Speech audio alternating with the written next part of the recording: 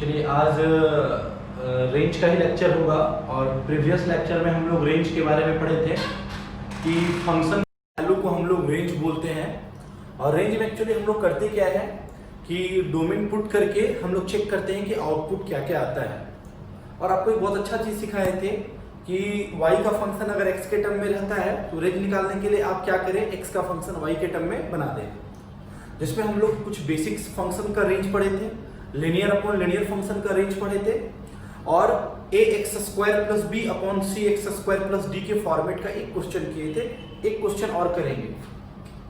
Sir suppose that मान लीजिए आपके पास एक फंक्शन है fx is equal to x² plus 7 और डिवाइडेड बाय x² प्लस 4। मुझे इसका रेंज चाहिए। तो सबसे पहले बात बताइए स्टूडेंट, इसका डोमेन क्या होगा? साफ साफ दिख रहा होगा, ऑल रियल नंबर। इसका आपको डोमेन दिख रहा होगा sir, x belongs to all real number. ध्यान से देखिए आप। अब मुझे इसका रेंज चाहिए, तो ये आपका क्या है? y है। y is equal to x² plus 7 और डिवाइडेड बाय x² प्लस 4। मैंने आपको क्या बताया था कि अगर इस फॉर्मेट में अगर आपका कोई फंक्शन दिखाई दे तो न्यूमरेटर को आप डिनोमिनेटर की तरह बनाइए। तो हम न्यूमरेटर को डिनोमिनेटर की तरह बनाएंगे तो लिख सकते हैं x² प्लस 4 प्लस 3, और यहां भी नीचे भी है आपका x² प्लस 4। अब इसको सेपरेट सेपरेट कीजिएगा तो देखिए तो ये कट जाएगा 1 प्लस 3 अपॉन x² प्लस 4। अब मुझे इसी का रेंज चाहिए। रेंज होता है कि ये y क्या क्या आएगा, तो हम शुरुआत वहां से करेंगे जिसका हम रेंज जानते हैं। सारे लोग x² का रेंज जानते हैं क्योंकि x² इज ऑलवेज पॉजिटिव और 0 भी। That means x² greater than और इक्वल टू 0 और लेस देन इंफिनिटी। अब उसमें हम 4 क्या कर रहे हैं? ऐड कर रहे हैं। हम 4 ऐड करेंगे तो x² प्लस 4, ये आपका हो जाएगा 4 और ये आपका हो जाएगा इंफिनिटी। अब एक बात नोटिस करें, फंक्शन जो है उसमें x² प्लस 4 डिनोमिनेटर में है, मतलब हम इसको रेसिप्रोकल करेंगे। एक बात बताएं, अगर हम रेसिप्रोकल करेंगे तो इनइक्वालिटी का साइन क्या होगा? चेंज कर जाएगा। तो ये हो गया 1 अपॉन x² प्लस 4, ये हो गया 1/4 और ये आपका हो गया 1 upon infinity. That means 1 upon x² plus 4, ये हो गया आपका 1/4 और 1 अपॉन इंफिनिटी हो गया 0। तो एक बात बताएं, 1 अपॉन x² प्लस 4 की वैल्यू 0 से लेके 1/4 तक है। सर अब उसको 3 से मल्टीप्लाई करेंगे तो 3 अपॉन x² प्लस 4, ये आपका हो गया 3/4 और ये तो 0 ही रहेगा। और उसमें हम लोग 1 क्या करेंगे? ऐड कर देते हैं। तो जैसे ऐड करेंगे तो ये हो जाएगा 1 प्लस 3/4, ये हो गया 7/4। ध्यान से देखिए, 1 प्लस 3 अपॉन x² प्लस 4, ठीक है, और ये हो गया आपका 1। तो बताइए रेंज कहां से कहां तक? 1 से लेके 7/4 तक रेंज आपका निकल गया सर। 1 से लेके 7/4 तक 1 पे ओपन होगा और 7/4 पे क्लोज होगा। इस तरह से अगर मेरा ax² plus b upon cx² plus d के फॉर्मेट में आएगा तो हम लोग रेंज आराम से फाइंड कर लेंगे। इसको हम लोग मेथड 1 से डील किए। आइए इसका एक और मेथड हम लोग डील करते हैं, मेथड 2। प्रीवियस लेक्चर में भी मैंने आपको इसका सिखाया था एक और मेथड। देखिए इसी मेथड से एक बार और हम लोग डील करेंगे। इस फंक्शन का रेंज चाहिए, तो ये fx is equal to y is equal to x² plus 7 upon x² plus 4। अब क्या करें? आप क्रॉस मल्टीप्लाई कर ले, तो ये आपका हो गया x² y plus 4y is equal to this one is x² plus 7। x² का टर्म एक साथ रख लीजिए बच्चा लोग, तो x² y minus x² is equal to 7 minus 4y। यहां से आप x² कॉमन ले लें तो ये हो गया y minus 1 is equal to 7 minus 4y। तो x² इज इक्वल टू लिखेंगे हम लोग 7 minus 4y upon y minus 1। अब एक बात बताएं, स्क्वायर हमेशा क्या होता है? पॉजिटिव, और स्क्वायर 0 भी हो सकता है। इसका मतलब x² ऑलवेज ग्रेटर देन और इक्वल टू 0। अब बताइए इस x² की जगह पे हम ये सब्स्टिट्यूट कर सकते हैं 7 minus 4y upon y minus 1 greater than और इक्वल टू 0। अब एक बात बताएं, अगर इस इनइक्वालिटी को सॉल्व करेंगे तो सबसे पहले कोएफिशिएंट ऑफ y को पॉजिटिव करेंगे, माइनस कॉमन ले लेते हैं, तो ये हो गया 4y minus 7 upon y minus 1 greater than और इक्वल टू 0। अब इनइक्वालिटी की प्रॉपर्टी क्या बोलती है कि अगर हम नेगेटिव साइन को 0 से इक्वेट करेंगे तो इनइक्वालिटी का साइन चेंज कर जाएगा। That means 4y minus 7 upon y minus 1 smaller then और इक्वल टू 0। अब इस इनइक्वालिटी को थोड़ा सॉल्व कर लेते हैं। जब इस इनइक्वालिटी को आप सॉल्व करेंगे तो y का दो वैल्यू आएगा, एक 1 और एक 7/4। ये हो गया 1 और ये हो गया 7/4, ये प्लस इंफिनिटी और ये माइनस इंफिनिटी। और ये साइन कन्वेंशन हम आपको सिखा चुके हैं कि कैसे हम पॉजिटिव नेगेटिव पॉजिटिव लेते हैं। तो ये मेरा पॉजिटिव होगा और ये मेरा नेगेटिव होगा और ये मेरा पॉजिटिव होगा, ये मैं ऑलरेडी सिखा चुका हूं। लेस देन और इक्वल टू 0 का मतलब स्टूडेंट्स 0 से छोटा, और 0 से छोटा होने का मतलब क्या होगा, नेगेटिव पोर्शन। नेगेटिव पोर्शन कहां से कहां तक, 1 से लेकर 7/4 तक। ये किसकी वैल्यू आ रही है, y की वैल्यू आ रही है, और y का वैल्यू होने का मतलब रेंज होगा। सर मुझे आप एक बात बताएं, सबसे पहली बात, इक्वल टू का साइन है तो 7/4 पे हम क्लोज लेंगे, बट हम 1 पे ओपन लेना पड़ेगा, क्योंकि अगर हम y के जगह पे 1 सब्स्टिट्यूट कर देंगे तो डिनोमिनेटर का वैल्यू हो जाएगा 0, और डिनोमिनेटर अगर 0 हो जाएगा तो वैल्यू मेरा अनडिफाइंड हो जाएगा ना सर। तो रेंज देखिए y बिलोंग्स टू 1 पे ओपन इंटरवल और 7/4 पे क्लोज इंटरवल। देख लीजिए सर ध्यान से, इस मेथड से भी आप इस तरह के फंक्शन का आप रेंज निकाल सकते हैं sir. ax² + b upon cx² + d के फॉर्मेट में रहेगा, तो रेंज हम इस तरह से निकालेंगे। चलिए आगे बढ़ते हैं, रेंज के अगले टॉपिक पे मूव कर रहे हैं, और रेंज का जो अगला टॉपिक होता है वो होता है रेंज ऑफ क्वाड्रेटिक फंक्शन। कि किसी भी क्वाड्रेटिक फंक्शन का रेंज हम कैसे निकालेंगे, रेंज ऑफ क्वाड्रेटिक फंक्शन। समझिएगा ध्यान से कि क्वाड्रेटिक फंक्शन का रेंज हम कैसे निकालेंगे। सबसे पहला मुद्दा उठता है कि y is equal to ax² plus bx plus c when a is not equal to 0, this is called a quadratic function. y is equal to ax² plus bx plus c when a is not equal to 0, this is called a quadratic function. तो आप खुद से सोचिए student, जब a 0 के equal नहीं होगा तो हम दो केस ले सकते हैं, या तो a 0 से बड़ा या तो a 0 से छोटा। इसको हम रेंज के केस में दो केस में बांट दे रहे हैं। जब a का वैल्यू 0 से बड़ा होगा ना, तो उस वक्त उस क्वाड्रेटिक का रेंज का फॉर्मूला होता है -d/4a से प्लस इंफिनिटी, और जब a का वैल्यू 0 से छोटा होता है ना, तो उस वक्त रेंज का फॉर्मूला होता है -इंफिनिटी से लेके -d/4a तक। ये पहला मेथड से होता है। और बच्चे आप लोग 11th के हैं, स्टूडेंट हैं, अभी आपको बेसिक सीखना है, तो मेथड 1 ही आप अप्लाई करना। वैसे हम क्वाड्रेटिक फंक्शन का रेंज निकालने का 3 मेथड बता सकते हैं। एक और मेथड होता है मेथड 2, कंप्लीट स्क्वायरिंग मेथड। आप क्या कर सकते हैं, कंप्लीट स्क्वायरिंग मेथड से भी आप उस क्वाड्रेटिक फंक्शन का रेंज निकाल सकते हैं, और एक और मेथड से भी निकाल सकते हैं जिसको बोलते हैं हम लोग maxima and minima method. Maxima और मिनिमा मेथड से भी आप उस क्वाड्रेटिक फंक्शन का रेंज आप निकाल सकते हैं। लेकिन आप क्या करोगे 11th स्टैंडर्ड के लिए, सर आप ये मेथड अप्लाई करना, क्यों, ताकि ये डायरेक्ट फॉर्मूला बेस है। a का वैल्यू 0 से बड़ा होगा तो रेंज लिखिए -d/4a से इंफिनिटी, और a का वैल्यू जब 0 से स्मॉलर होगा तो रेंज लिखेंगे -इंफिनिटी से -d/4a। ठीक है सर, जैसे मैंने सपोज दैट एक एग्जांपल लेके समझना चाहा क्वाड्रेटिक फंक्शन का रेंज कैसे फाइंड होता है, समझिए स्टूडेंट्स। मान लीजिए सपोज दैट बच्चा मैंने क्वेश्चन लिया fx is equal to x² - 4x + 3, find the range. Find the range, तो आप खुद से सोचे, अगर इसका कोई डोमेन पूछे तो डोमेन तो साफ साफ दिख रहा है ऑल रियल नंबर। क्यों दिख रहा है साफ साफ ऑल रियल नंबर, क्या कि x के सारे वैल्यू पे फंक्शन डिफाइंड होगा, लेकिन मेरे को यहाँ क्या मांगा है उसने, रेंज। तो आप क्या करें, सबसे पहले इसको आप ax² plus bx plus c से आप अगर कंपैरिजन करेंगे तो a का वैल्यू आपको 1 दिख रहा है, दैट मींस 0 से बड़ा दिख रहा है।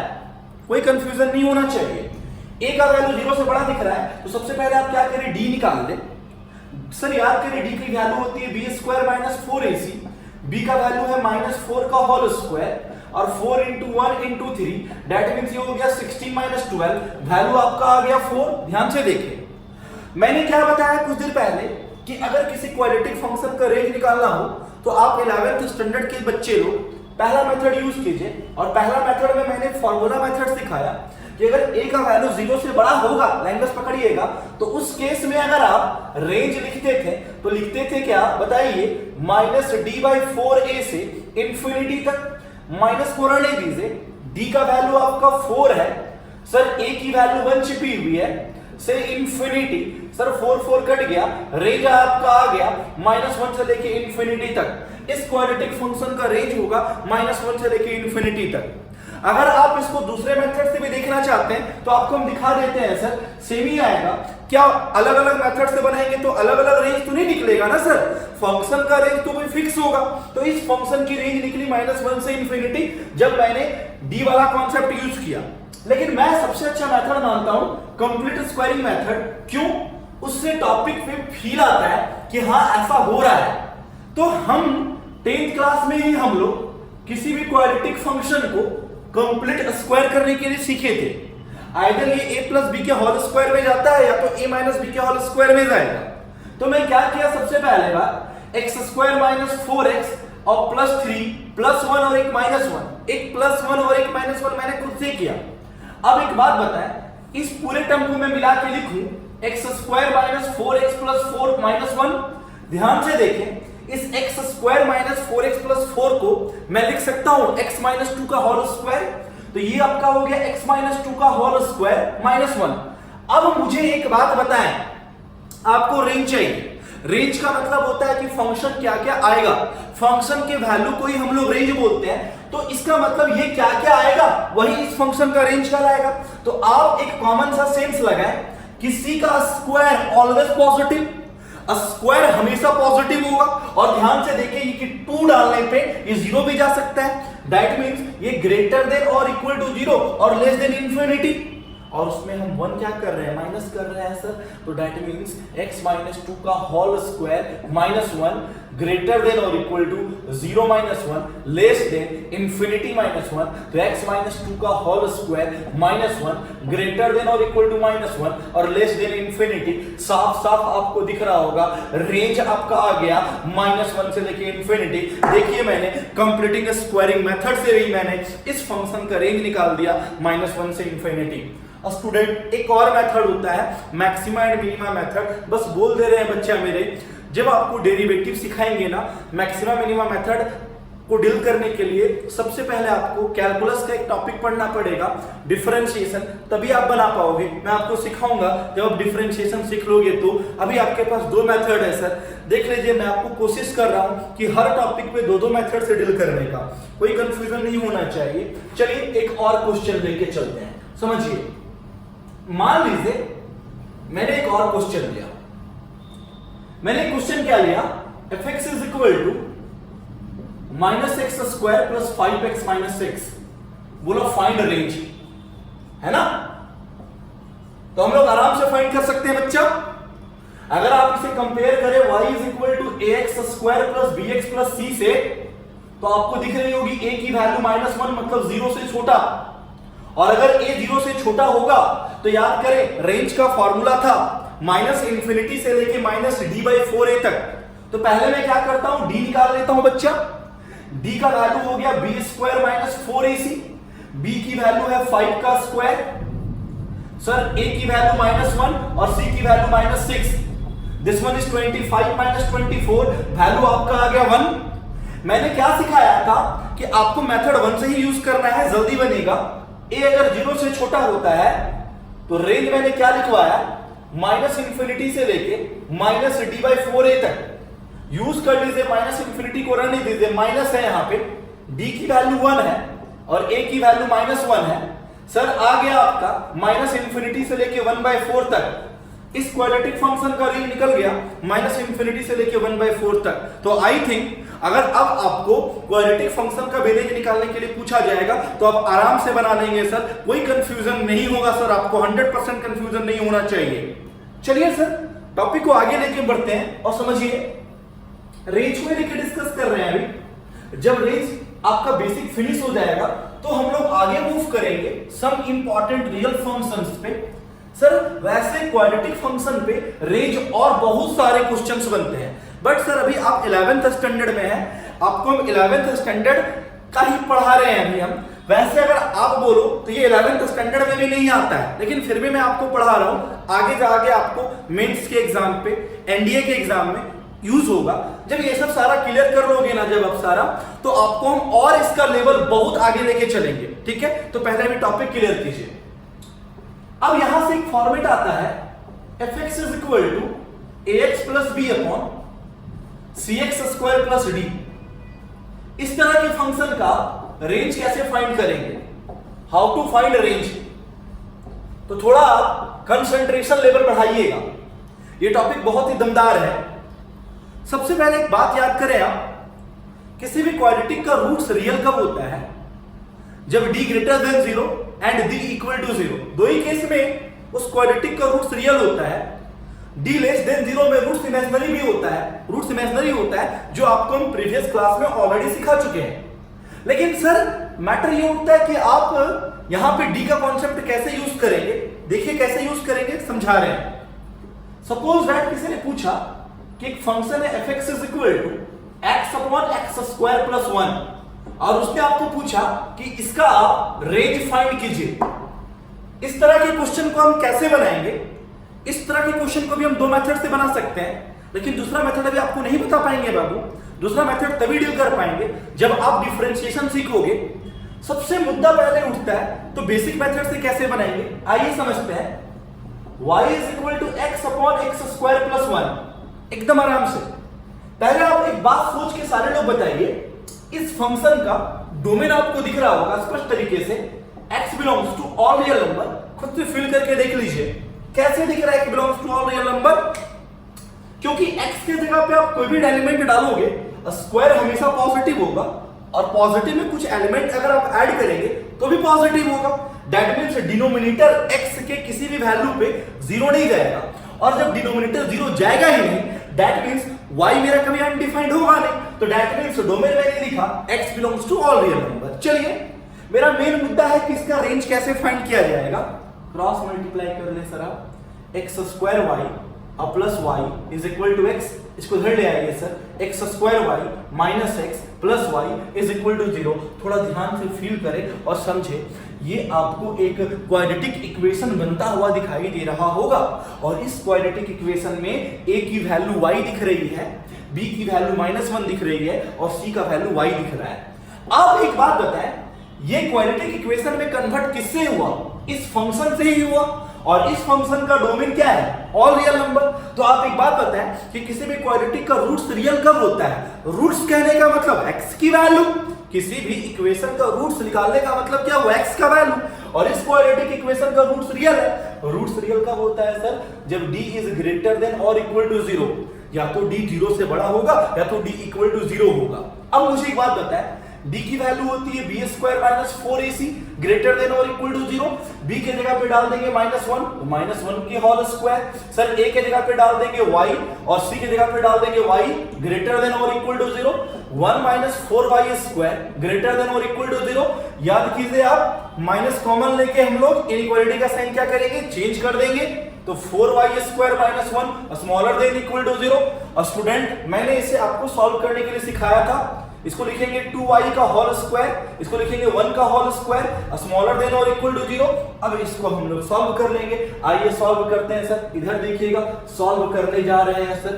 आपको एक फॉर्मूला नजर आ रहा होगा, a square minus b square, a plus b into a minus b less than और इक्वल टू 0। सर y की दो वैल्यू आएगी, एक -1/2 और एक आ गया 1/2। कहानी खत्म कर ले आप। ये हो गया पॉजिटिव, ये हो गया नेगेटिव, और ये हो गया पॉजिटिव। लेस देन और equal to 0 negative portion, y belongs to -1/2 से लेके 1/2 तक। सर y का जो वैल्यू आया -1/2 से लेके 1/2 तक, वही तो रेंज का लाएगा। रेंज का मतलब किसका वैल्यू, y का वैल्यू, फंक्शन का वैल्यू। सर देख लीजिए, अगर इस फॉर्मेट में आएगा तो हम लोग रेंज इस तरह से निकालेंगे। तो सर आई थिंक रेंज का जितना भी पोर्शन मैंने आपको पढ़ाया सारा क्लियर है। चलिए टॉपिक को लेके आगे मूव करते हैं। यहां से जो टॉपिक स्टार्ट होता है ना, तो वो टॉपिक होता है some important real function. Some important real functions में पहला फंक्शन होता है polynomial function. Sir polynomial function का डोमेन और रेंज हम लोग ऑलरेडी शुरू से ही पढ़ते आ रहे हैं। X square plus 1, x plus 1, x cube minus 1, 3x square plus 2x plus 1, इस तरह का डोमेन और रेंज आप ऑलरेडी पढ़ चुके हैं। तो हम लोग सम इंपॉर्टेंट रियल फंक्शन में, सम इंपॉर्टेंट रियल फंक्शंस में पहला जो पॉइंट पढ़ेंगे वो पढ़ेंगे मॉडुलस फंक्शन। क्या पढ़ेंगे बोलो? Modulus function. स्टूडेंट्स अगर मैं मॉड्यूलस फंक्शन को पढ़ाना शुरू करूं तो टोटल इसमें 6 लेक्चर ले सकता हूं, इतने सारे पॉइंट्स हैं। और अगर आपके स्टैंडर्ड में बात करूं, 11th स्टैंडर्ड में बात करूं तो ये 15 मिनट में ही खत्म हो जाएगा, लेकिन नहीं, मैं पूरा पढ़ूंगा, मैं कोशिश करूंगा कि इसको पूरा डील कर दूं मैं, ठीक है। सबसे पहला मुद्दा होता है कि मॉड्यूलस फंक्शन होता क्या चीज है। What is the definition of modulus function? fx is equal to mod x. This is modulus function. This is not the definition of modulus function. This is modulus function. Definition of modulus function is defined as piecewise definition. कौन सा wise? piecewise definition. Sir एक definition होता है piecewise definition, और piecewise definition के अनुसार से modulus function को हम लोग लिखते हैं x when x is greater than or equal to 0 and minus x when x is smaller than 0. This is the definition of the modulus function, and this definition is called piecewise definition. Again, fx is equal to mod x, this is called modulus function, and the definition of modulus function is defined as piecewise definition, where mod x is equal to x when x is greater than or equal to 0, mod x is equal to minus x if x is smaller than 0. Sir matter ये उठता है कि इसका जो graph होता है वो कैसा होता है। इसका ग्राफ सर कुछ इस तरह से होता है। This is the graph of fx is equal to mod x. ये ग्राफ है मेरा y is equal to mod x का। अब मैटर ये उठता है सर कि इस फंक्शन का डोमेन क्या होगा और इस फंक्शन का रेंज क्या होगा, इस फंक्शन की डोमेन क्या होगी और इस फंक्शन की रेंज क्या होगी, वो मेरे को फाइंड करना है। तो स्टूडेंट्स सबसे पहले मुझे एक बात बताएं, डोमेन का मतलब क्या होता है? x का वैल्यू, x का वैसा वैल्यू जिसमें फंक्शन आपका डिफाइंड हो। देख लीजिए पीछे 1 छिपा हुआ है, फंक्शन कभी भी आपका इन्फिनिटी जा ही नहीं सकता है, मतलब x के सारे वैल्यू पे फंक्शन डिफाइंड हो जाएगा, तो दैट मींस डोमेन हो गया x belongs to all real number. अब मेरे को इसका रेंज चाहिए कि इसका रेंज क्या होगा। रेंज का मतलब क्या होता है कि इनपुट पुट करने के बाद हम चेक करते हैं कि फंक्शन क्या क्या निकल के सामने आ रहा है। अब खुद से सोचिए सर, x के जगह पे आप कुछ भी पुट कीजिएगा, मॉड इज ऑलवेज क्या? पॉजिटिव। मॉड कभी नेगेटिव नहीं हो सकता है सर, ये 0 हो सकता है और पॉजिटिव हो सकता है। -4 का मॉड 4, -7 का मॉड 7, -2.5 का मॉड 2.5, 4 का मॉड 4, 0 का मॉड 0। इसका मतलब ये क्या क्या आ रहा है? 0 आ रहा है और पॉजिटिव आ रहा है, 0 आ रहा है पॉजिटिव आ रहा है, मतलब 0 से इंफिनिटी और 0 पे क्लोज। 0 पे क्लोज मैं क्यों लूंगा? क्या कि 0 आ रहा है सर। तो mod x फंक्शन का डेफिनेशन पीसवाइज डेफिनेशन होता है और उसका डोमेन और रेंज ये होता है। अब मैं तुमको सिखाऊंगा कि y is equal to mod x का ग्राफ ऐसा ही क्यों बनता है। ये चीज जरूर सीखना चाहिए सर मॉडुलस फंक्शन में। आइए हम लोग सीखते हैं कि मॉडुलस फंक्शन का ग्राफ ऐसा ही क्यों बनता है, तो समझिए थोड़ा ध्यान से। आइए इसके लिए हम लोग क्या करेंगे, सबसे पहले y is equal to x का ग्राफ प्लॉट करेंगे। ध्यान से सुनिएगा कि y is equal to x का ग्राफ हम कैसे प्लॉट करेंगे। सबसे पहला मुद्दा उठता है x का हाईएस्ट पावर 1 है। लैंग्वेज पकड़िएगा, जब x का हाईएस्ट पावर 1 होता है तो उसको बोलते हैं हम लोग लीनियर फंक्शन। 10th में आप लोग पढ़ते होंगे कि किसी भी लीनियर फंक्शन का ग्राफ एक स्ट्रेट लाइन होता है और उसका ग्राफ आप कैसे प्लॉट करते थे ये भी सुन लीजिए। According to 10th class, x का वैल्यू 1 पुट करके y निकालते थे, x का वैल्यू 2 पुट करके y निकालते थे, x का वैल्यू 3 पुट करके y निकालते थे, और उस सारे कोऑर्डिनेट को आप कोऑर्डिनेट एक्सिस सिस्टम में रिप्रेजेंट करके एक लाइन खींच देते थे। बट अब वो 10th की स्टोरी है सर, अब हम लोग ऑलरेडी 11th क्लास में मूव कर चुके हैं। तो इन द 11th क्लास हम लोग इस तरह से नहीं बनाएंगे ग्राफ। किसी भी लिनियर फंक्शन का ग्राफ बनाने के लिए, क्योंकि हम 2D पढ़ रहे हैं, 2 ही वेरिएबल है, तो किसी भी लिनियर फंक्शन का ग्राफ बनाने के लिए हम क्या करेंगे, x को 0 करके y निकालते हैं और y को 0 करके x निकालते हैं। ऐसा क्यों करते हैं? क्योंकि किसी भी लाइन का 2 ही इंटरसेप्ट होता है, ये x इंटरसेप्ट है और ये y इंटरसेप्ट है। पॉसिबिलिटी क्या हो सकती है कि लाइन x एक्सिस और y एक्सिस तक ही काट सकता है, कि 2D पढ़ रहे हैं सर, 2 वेरिएबल है, मैं बार बार बोल रहा हूं। तो सबसे पहले मैं क्या करूंगा, x को 0 करूंगा।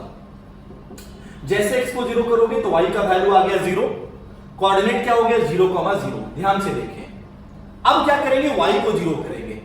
तो 0 is equal to x, that means x की वैल्यू 0, कोऑर्डिनेट हो गया 0,0। दैट मींस क्या हुआ कि y is equal to x एक ऐसा लाइन है जो 0,0 से ही होके पास कर रहा है, 0,0 से ही होके पास कर रहा है, ठीक है। अब तेरे मन में एक सवाल उठ रहा होगा कि 0,0 से पास करने वाला लाइन ये भी हो सकता है, 0,0 से पास करने वाला लाइन ये भी तो हो सकता है, 0,0 से पास करने वाला लाइन ये भी हो सकता है, 0,0 से पास करने वाला लाइन ये भी हो सकता है। तो एक फंक्शन का इनफाइनाइट ग्राफ बन रहा है, बट इनफाइनाइट ग्राफ पॉसिबल नहीं होगा, किसी एक फंक्शन का एक ही ग्राफ होगा। तो वो कौन सा ग्राफ सही है और कौन सारा ग्राफ गलत है, तो वो कैसे डिसाइड करेंगे, आइए उस पॉइंट को पहले समझते हैं। देन आफ्टर हम लोग y is equal to mod x का ग्राफ बनाएंगे। मान लीजिए कि ये ग्राफ है, मान लीजिए, समझिएगा ध्यान से। यहां से क्या कीजिए, आप एक परपेंडिकुलर ड्रॉ कीजिए, ये 90 डिग्री, इस एंगल को आप थीटा मान लीजिए। ये x एक्सिस है तो ये x हो गया, और ये y एक्सिस के पैरेलल तो ये y हो गया। आप एक बात बताएं, according to trigonometric ratio tan theta is equal to p by b, मतलब y by x, no confusion. और मेरे को क्वेश्चन दिया हुआ है y is equal to x, तो मैं काम कर सकता हूं कि जहां y वहां x सब्स्टिट्यूट कर सकता हूं, तो tan theta is equal to x upon x, cut के आ गया 1, ठीक है। जब tan थीटा हो गया 1 तो थीटा कितना डिग्री हो गया, 45 डिग्री हो गया। That means y is equal to x उस लाइन को रिप्रेजेंट करेगा जो ओरिजिन से होके पास करेगा, और पॉजिटिव x एक्सिस से 45 डिग्री का फॉर्मेशन करेगा। मतलब लाइन हमको कुछ इस तरह से दिखाई देगा, और ये एंगल कितना डिग्री हो गया, 45 डिग्री, और ये एग्जैक्ट ग्राफ होगा y is equal to x का। Again someone asked a question कि draw the graph of y is equal to x, तो कैसे समझाएंगे। y is equal to x is a linear function. Sir actually we are studying 2D because of two variables x and y, that means we plot the graph in the xy plane. When we draw the graph in the xy plane, then in the first step we put x equal to 0 and find y, and then after put y is equal to 0 and find x. उसके बाद जो coordinate आएगा उसको coordinate system में represent करके हम लोग एक लाइन ड्रॉ कर देंगे। तो यहाँ पे तो जो भी कोऑर्डिनेट आया 0 0 आया, तो मैंने क्या देखा कि 0,0 से लाइन पास कर रहा है। अब 0,0 से लाइन पास करने वाला बहुत सारा हो सकता है, तो कौन सा होगा और कौन सा नहीं होगा ये डिसाइड किया मैंने परपेंडिकुलर ड्रॉ करके। तो वहां से क्या डिसाइड हुआ कि y is equal to x एक वैसा लाइन है जो ओरिजिन से होके पास कर रहा है और पॉजिटिव x एक्सिस से 45 डिग्री का फॉर्मेशन कर रहा है। I think point is completely clear. चलिए आगे बढ़ते हैं। अब हम लोग मूव करते हैं कि y is equal to mod x का ग्राफ कैसे बनाते हैं। आ जाइए समझिए, ये जो मेरा ग्राफ था y is equal to x का ग्राफ था। अब ये x एक्सिस है और ये मेरा y एक्सिस है। सबसे पहला बात याद रखना है, मैंने प्रीवियस लेक्चर में डिस्कस किया था थोड़ा सा, कि x एक्सिस के ऊपर का पोर्शन पॉजिटिव होता है और x एक्सिस के नीचे का पोर्शन नेगेटिव होता है। x एक्सिस को हम लोग फ्रेम ऑफ रेफरेंस मानते हैं मैथ्स में। x एक्सिस रियल एक्सिस होता है, y एक्सिस मेरा इमेजिनरी एक्सिस माना जाता है इन द मैथमेटिक्स। तो रियल एक्सिस के ऊपर का पोर्शन पॉजिटिव और रियल एक्सिस के नीचे का पोर्शन नेगेटिव। और हम ग्राफ बनाना चाह रहे हैं, मेरा पर्पस क्या है कि हम ग्राफ बनाना चाहते हैं y is equal to mod x का। और अपने को एक चीज पता है कि mod is always positive. Mod में हमेशा कुछ भी एलिमेंट डालेंगे तो पॉजिटिव आएगा और जीरो आएगा, ठीक है। तो मैटर ये उठता है, अगर हम इस y is equal to x के लाइन को देखें तो ये पूरा पोर्शन ऑलरेडी पॉजिटिव है। क्यों है? क्योंकि ये रियल एक्सिस के ऊपर है। लेकिन अगर हम इस पोर्शन को देखें, ये पोर्शन जो आपको यहां दिख रहा है ये रियल एक्सिस के नीचे है, मतलब आपको ये नेगेटिव फील हो रहा होगा। ध्यान से देख लीजिए आप, ठीक है। और मॉड का मतलब होता है पॉजिटिव। तो मॉड क्या करेगा, इस नेगेटिव वाले पोर्शन को भी पॉजिटिव करेगा। तो कैसे करेगा? In the 10th class we have already studied about law of reflection, and in the law of reflection we have studied that कि इंसिडेंट रे, रिफ्लेक्टेड रे और डाला गया एक normal law at a same point. तो आप खुद से सोचिए, ये मेरा इंसिडेंट रे है, ये मेरा नॉर्मल है, ये y एक्सिस मिरर की तरह काम करेगा। तो this one is the incident ray, this one is the normal and this one is the mirror. तो where is the reflected ray? This one is the reflected ray. मतलब mod क्या करेगा, incident ray को reflect कर देगा x axis के ऊपर, that mean sir graph हमको कुछ ऐसा दिखाई देगा, इसको रिफ्लेक्ट कर दिया ऐसे करके, तो यही तो ग्राफ आपको दिख रहा था, y is equal to mod x का ग्राफ दिख रहा था। आई थिंक आपका पॉइंट क्लियर हो चुका होगा कि y is equal to mod x का ग्राफ ऐसा ही क्यों होता है, एक v शेप का कर्व बनता है। अब तो मुझे एक बात बताओ, अगर एक छोटा सा एग्जांपल किसी ने पूछा y is equal to x plus 1 का मॉड का डोमेन बताओ और रेंज बताओ और इसका ग्राफ भी बना ड्रॉ ग्राफ, समझिएगा ध्यान से, तीनों चीज निकाल के देखते हैं, कोई दिक्कत नहीं, आराम से सुनिएगा। सबसे पहला मुद्दा उठाते हैं डोमेन का हम लोग। सर x के सारे वैल्यू पे देख ले y डिफाइंड होगा, अलजेब्रिक फंक्शन है, नीचे 1 छिपा हुआ है, कभी इंफिनिटी नहीं जाएगा, domain x belongs to all real number, ठीक है। रेंज चाहिए मेरे को, ध्यान से। रेंज का मतलब क्या होता है कि इनपुट पुट करने पे चेक करना है कि y क्या क्या आता है, फंक्शन क्या क्या आता है। 1 डालने पे 2 आएगा, -1 डालने पे 0 आएगा, -3 डालने पे 2 आएगा, चेक कर लेंगे कि मॉड ऑलवेज पॉजिटिव और ये 0 भी आ रहा है, मतलब ये हमेशा 0 आ रहा है और हमेशा पॉजिटिव आ रहा है, दैट मींस इसका रेंज हो गया आपका 0 से लेके इंफिनिटी, ठीक है। अब मेन मुद्दा उठा, इसका हम ग्राफ कैसे प्लॉट करेंगे वो चीज सीखते हैं। आइए ध्यान से समझिएगा, सुनिएगा, देखिए इसका हम ग्राफ कैसे प्लॉट करेंगे, है ना। ये मैटर उठता है, y is equal to x plus 1 के मॉड का ग्राफ प्लॉट करना है, तो सबसे पहले हम ग्राफ प्लॉट करेंगे y is equal to x plus 1 का। x का हाईएस्ट पावर 1 है, लीनियर फंक्शन है ना। और हम आप लोग क्या पढ़ चुके हैं कि लीनियर फंक्शन का ग्राफ कैसे प्लॉट करेंगे, x को 0 करके y निकालते हैं। वैसे 2D में क्वाड्रेटिक हो, क्यूबिक हो, बाई क्वाड्रेटिक हो, लीनियर हो, ग्राफ बनाने के लिए हम लोग यही कॉन्सेप्ट यूज करते हैं। पहला स्टेप में x को 0 करके y निकालते हैं और y को 0 करके x निकालते हैं। तो पहले हम x को 0 करेंगे, तो 0 plus 1 1, y equal to 1, coordinate x, y होता है तो 0, 1।